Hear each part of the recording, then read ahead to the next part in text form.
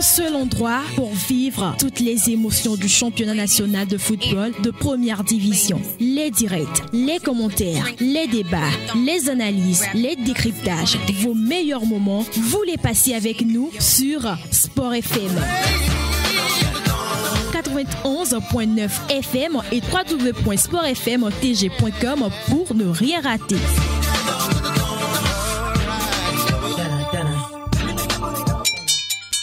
Jour de foot, le condensé du championnat.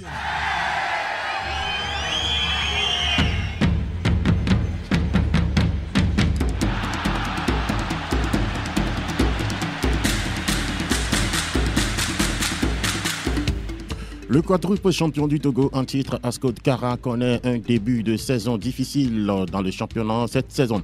Accroché un partout par Bolesou lors de la première journée, le club du président Benyan Simbe a encore été battu 0 but contre 2 ce week-end par Doumbé de Mango. La situation n'est pas plus rose du côté de l'ASK de Kara aussi. Battus lors de la première journée, les chauffeurs ont également été contraints au partage des points ce week-end par le corne de la Bina. Belle opération pour Gomido de Palimé qui a réalisé le hold-up parfait devant l'AS OTR dominé 3-1 au municipal de Lomé samedi. Vainqueur de l'ASK lors de la première journée, Kaka de Falgo enchaîne avec une seconde victoire devant Bikenti de Bassar. Le derby de la capitale a profité à l'entente de vainqueur 1-0 du dynamique togolais. Le leader Tambo de Datia a été contraint au partage des points par les hommes de Wadjan Lantam au stade Anani Chardé à Aneho. On fait le point de cette deuxième journée de la D1 Le Lanto sur la radio qui mouille le maillot. La coordination de cette émission est l'affaire de Pélagie Mekoum. Coordination technique bien sûr au micro. Je suis Kelly Akweso. Chers amis auditeurs de Sport FM, bonjour, bienvenue. Jour de foot, le condensé du championnat. Le tam-tam parlant a créé la sensation en venant à bout du quadruple champion du Togo, Asco, battu 2-0 ce samedi à Kara. Marius Glo et Adam Moussa ont scellé le sort de la formation de Bodé Abdou Sabour et ses partenaires. Retour sur les temps forts de ce match avec notre correspondant Joachim Soko. Le tam-tam a résonné 2 fois au cours de cette rencontre, renvoyant ainsi le champion en titre aux études et aux réflexions. Une entame dominée par les jaunes et noirs de la Goza dès la première minute. Seul face au portier de Doumbé de Mango, Anani Roland Aguidi manque de tout près l'ouverture du score. Sa balle est allée heurter le dos droit avant de revenir sur l'aire de jeu. Doumbé a subi la pression d'Asco jusqu'à la pause avec plusieurs ratés du côté des condamnants de la Goza qui avait la clé du match au cours de cette première partie. Mais attention, l'on a senti également un petit réveil de Doumbé dans les 8 dernières minutes avant la pause. De retour des vestiaires, plusieurs changements ont été opérés de part et d'autre. Mais celui qui a fait mal vient de Doumbé de Mango, où Marius Glo est rentré dans les 20 dernières minutes. Une entrée qui change la physionomie de la rencontre en faveur du tam-tam, qui commence par dominer. Et cette domination fut payante à la 76e minute où Glo Marius se démarque et bat le portier Sama d'Asco de Kara pour l'ouverture du score. Galvanisé par ce but, le tam-tam revient 2 minutes plus tard pour inscrire son deuxième but par l'entremise de Adam Moussa qui réussit un joli coup de tête devant 2 défenseurs d'Asco de Kara à 2-0. La messe est donc dite. Asco, méconnaissable, continuait par subir la domination du premier et s'échappe de temps en temps à des contres qui ne donneront pratiquement rien. Soko de Joachim Soko pour Sport FM. Le film du match Doumbé Asco à l'instant présenté par notre correspondant Joachim Soko. Anani Houlede Kisimbo, l'encadreur de Doumbé de Mango, est surpris de l'issue de cette opposition. C'était inespéré. Sincèrement dit, on remercie Dieu pour cette victoire. L'objectif est largement atteint. On venait pour chercher un match nul et puis ou ne pas perdre avec beaucoup de buts. Heureusement pour nous, les enfants ont suivi très bien les consignes. On a eu un peu de chance aussi parce que Asco a eu des occasions où ils pouvaient nous scorer. Nous aussi, on a eu des occasions avant eux, mais ça pouvait balancer d'un côté comme de l'autre à tout moment. Dieu merci, ça a balancé de notre côté. On va continuer d'aller travailler. Sincèrement, c'était inespéré. On ne pensait pas gagner ce match. On ne peut que dire merci. Nani Houlede Kisimbo, le coach de Doumbé de Mango à l'instant. Dans le camp des condamnats de la Cosa, Lambert Amani, le coach d'Asco, évoque le manque de réalisme de ses avant-centres. C'est compliqué tout seul la tâche, hein. Quand vous avez l'emprise sur le match, surtout en première mi-temps, mais je pense qu'au niveau efficacité, on a d'énormes problèmes de finition. Voilà, l'adversaire nous a donné une leçon d'efficacité, 2 occasions, 2 buts, donc on doit s'en prendre qu'à nous-mêmes. Et qu'est-ce qui ne va pas complètement au niveau d'Asco de Cameroun? Je pense que dans la zone de finition, il faut qu'on soit meilleur que ça. Dans les derniers passes, dans les intentions de jeu, dans l'adresse devant le but, on est tellement maladroit qu'on n'est pas récompensé de nos efforts. Écoutez, on est là pour travailler, on va continuer de travailler, c'est tout. Lambert Amani, le technicien ivoirien d'Asco de Kara en l'instant devant Joachim Choko. Anani Houlede Kissimbo également était interviewé par Joachim Choko. Battu 0 contre 1 par Kakade de Doufago lors de la première journée, l'ASK a été contraint au partage des points par l'AS Bina de Pagoуда à Kara. 1 but partout, c'est le score final de cette rencontre. Chamba Felay a ouvert la marque sur penalty à la 75e minute et Sylvain Karango a égalisé pour l'ASK à la 79e minute sur penalty également. Gomido de Palimé a fait le show au stade municipal de Lomé ce samedi lors de la deuxième journée de la D1 Lonato.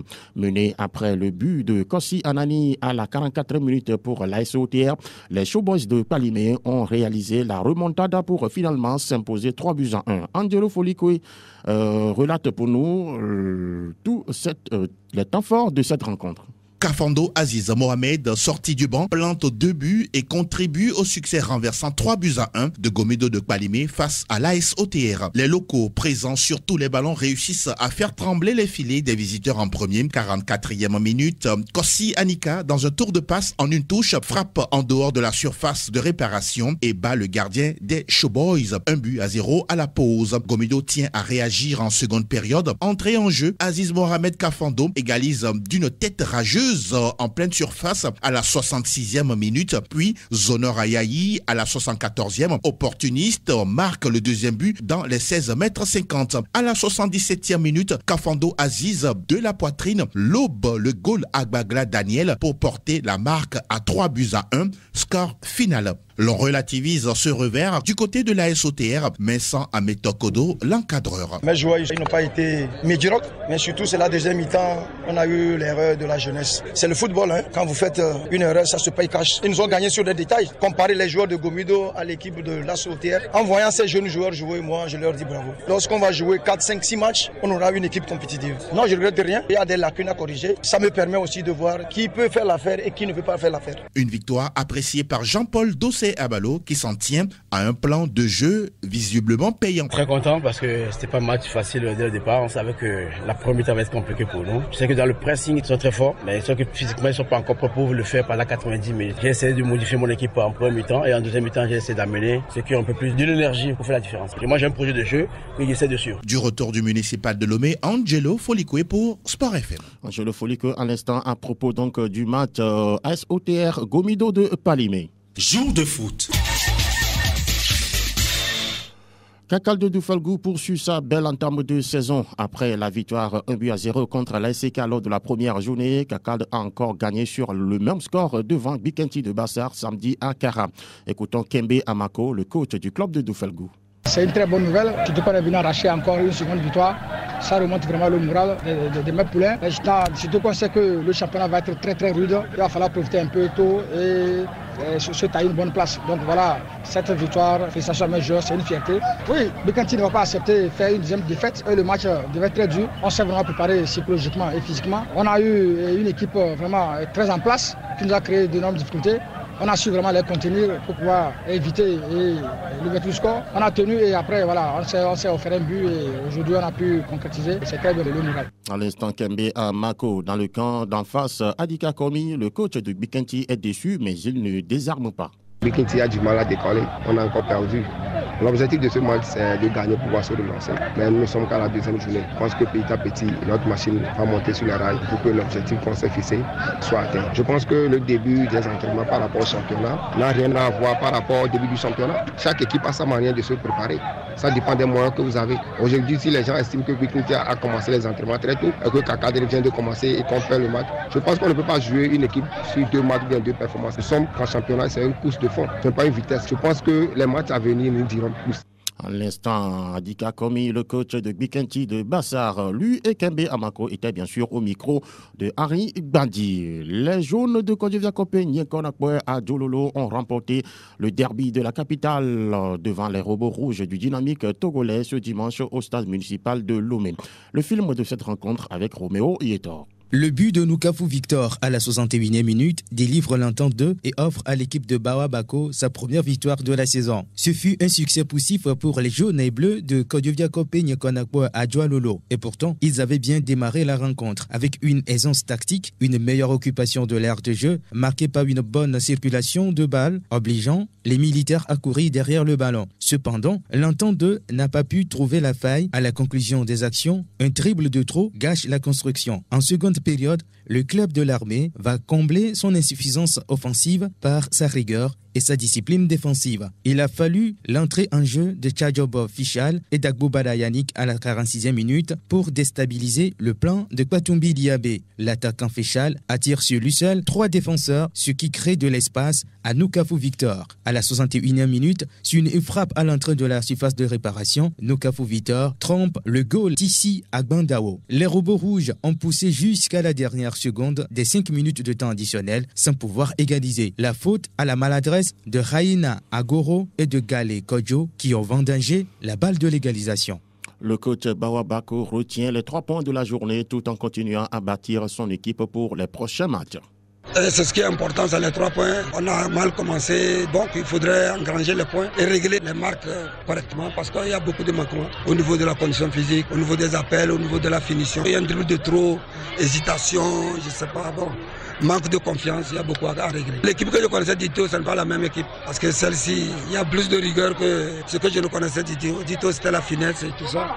Mais cette fois-ci, il y a la force et la détermination, surtout le mental qui a joué du côté de Dito. Une première victoire, qu'est-ce que cela apporte à l'entente? Non, c'est la joie, il faudrait prendre ça et puis voir l'avenir pour que les gens prennent confiance pour les matchs à venir. Bawa Bako, le coach de l'entente 2, à l'instant devant Roméo Yetor. Difficile apprentissage des militaires en D1, mais le coach Kwatumbi Liabé croit en son équipe.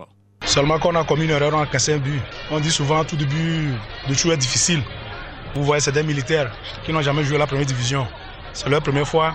Donc je pense que c'est au fur et à mesure nous allons rattraper le niveau. Et il y a l'expérience qui manque. Mais je pense que c'est pas mal, il faut les encourager pour les prochaines journées. 2 défaites d'entrée, est-ce que ça agit sur le moral? Non, ça n'agit pas sur le moral. Nous sommes des militaires, mentalement on est fort. Je pense que ça va continuer jusqu'au bout. Bawa Bako et Kwatumbi Liabé étaient au micro de Roméo Yetor. Les requins mâles du littoral affrontaient les flèches pimentées de Dacha ce dimanche au stade Anani Cherdé d'Aneho. Les 2 équipes se sont séparées sur un score d'1 but partout. Le récit de cette opposition avec Luce Batelemi Ceseno. Après une mi-temps pauvre en action d'éclat qui a vu les joueurs très approximatifs dans le dernier geste, il a fallu l'entame de la seconde période de jeu pour voir Tambo prendre l'initiative du jeu, obtenant au passage un coup franc somptueusement tiré des 40 mètres par Folie Ekwe qui laisse pantois le goal de Bourlessou d'Aneho Irénée Tondoro Sissé. Désormais dominateur dans l'entrejeu, Tambo avait la balle de 2-0 si Kofi Philippe Togui, mis sur orbite à la 72e minute, avait bien cadré sa balle. Faisant contre-fortune bon cœur, les requins mâles du littoral obtiennent l'égalisation suite à un coup franc indirect.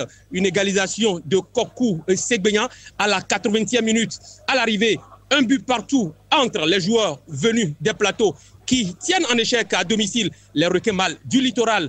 Luis Barthélémy Cessenou, depuis le stade Chardé Anani d'Aneho pour Sport FM Lomé. Ouadja Lantam, le coach de Bolesso, retient l'essentiel qui était de ne pas perdre la rencontre. Je pense qu'au cours d'un match, il faut s'attendre à tout. Soit que ça passe par une victoire ou un match nul. L'essentiel était de ne pas perdre ce match. Le jeu a été de part et d'autre un peu stable. Donc les 2 équipes ont mérité ce match nul. Vous avez quand même entamé la partie un peu timorée, mais quelles étaient les consignes que vous avez données? Je ne dirais pas qu'on a entamé timoré, on essaie de mettre le pied sur le ballon. On a plus d'occasions que l'équipe adverse, même si on n'a pas su les concrétiser. Il faut reconnaître que Boresso, cet après-midi, a mis le pied sur le ballon, mais n'a pas su mettre le ballon au fond. Et évidemment, si on n'arrive pas à marquer, il faut s'attendre à prendre un but derrière. Donc aujourd'hui, c'est ce qui s'est passé. Heureusement pour nous qu'on avait encore de la ressource sur le banc. Comme je le dis chaque fois, c'est le banc qui fait gagner un match. À l'instant, Wadjalatam, le coach de Bolossou qui faisait l'analyse du match. Bolossou Tambo de la deuxième journée du championnat togolais de première division. Parole à présent à Maurice Noutoudien, il est l'encadreur de Tambo de Datia. Non, lorsqu'on va dans l'étude du jeu, le scénario du match, le match ne nous est pas favorable. C'est vrai qu'on joue à l'extérieur. On peut vous dire que nous venons pour chercher un match initial, c'est faux. On partait avec toutes les chances possibles de pouvoir gagner les matchs. C'est vrai qu'à l'entame du jeu, ils ont été beaucoup plus agressifs que nous. Ils ont mis de l'impact dans le jeu et tout. Mais on a riposté de façon favorable. Ça fait qu'on est parti avec 0-0. En deuxième partie, Dieu merci, si un coup de pied arrêté, on a fait la différence. Le autre changement qu'on a fait qui a voulu jouer sur le gardien, le rebond est dans le gardien obligé. Une fois que l'adversaire c'est celui de prendre le ballon avec la main. C'est ça que ce coup franc qui nous a été fatal.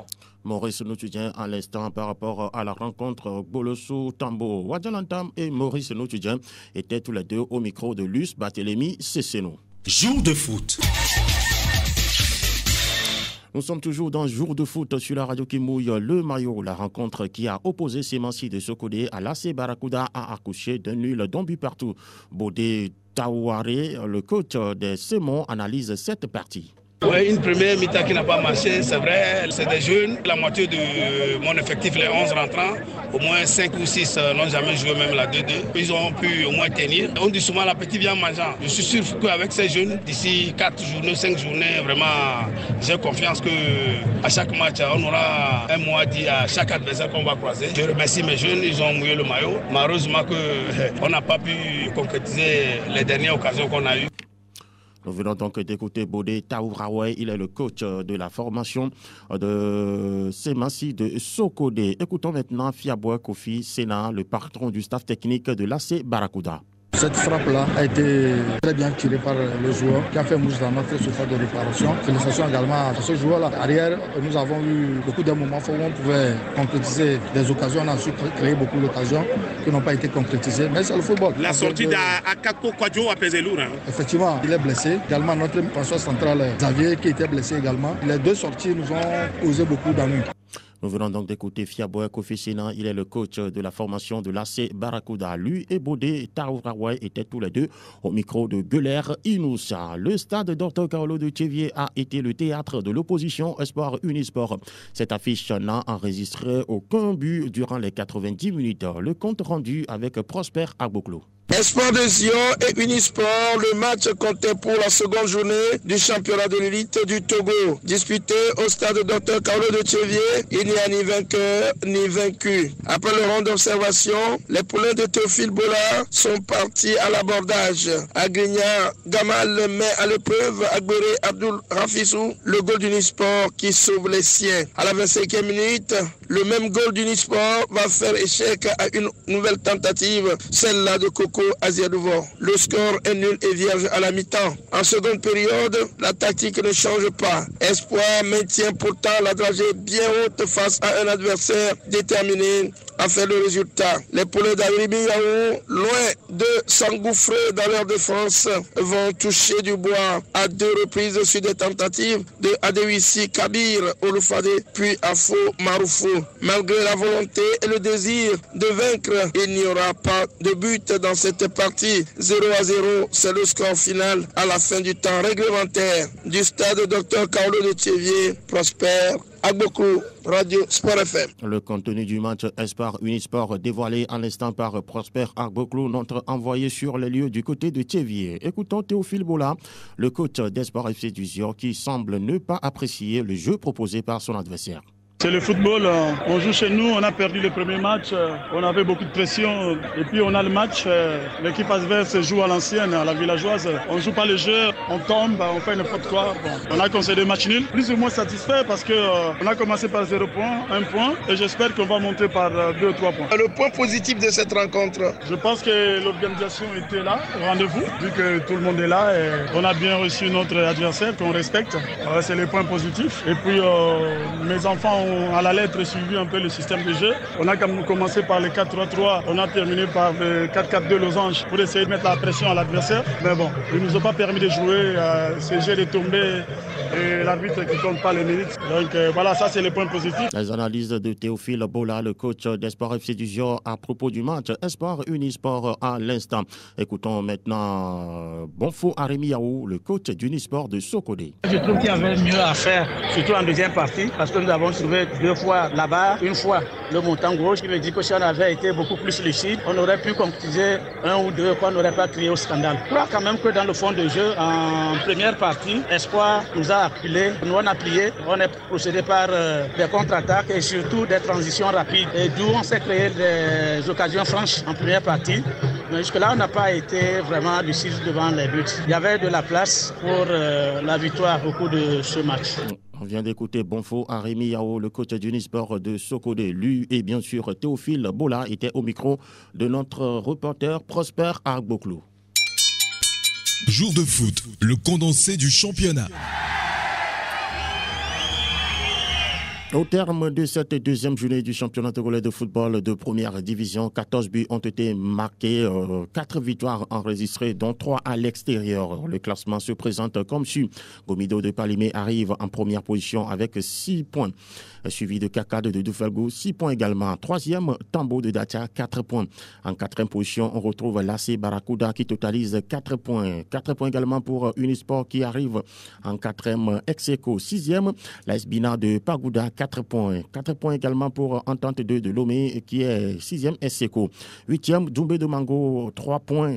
Bolossou de Lac totalise 2 points et se classe 9e. 10e, l'ASCK de Kara, 1 point. 1 point aussi pour Espoir FC du Zio qui arrive en 11e position. Le 12e rang est occupé par l'AS OTR de Lomé, 1 point. 1 point aussi pour Ascot Kara qui se pointe à la 13e position.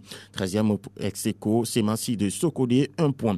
Le 15e du classement, c'est Bikenti de Bassar qui totalise 0 point. Et la lanterne rouge au terme de cette deuxième journée du championnat, c'est bien le Dynamique togolais. Nous sommes presque arrivés à la fin de cette émission de ce jour sur la radio qui mouille le maillot. Le temps pour moi de dire merci à tous nos correspondants et reporters qui étaient sur les terrains samedi et bien sûr aujourd'hui pour nous relater les faits liés à toutes les rencontres que vous avez suivies ce week-end sur la radio qui mouille le maillot, toujours au cœur de l'actualité sportive.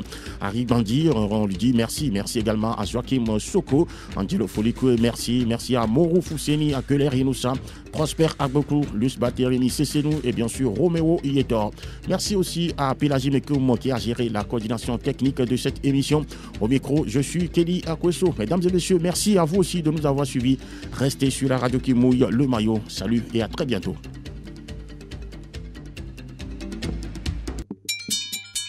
Jour de le condensé du championnat.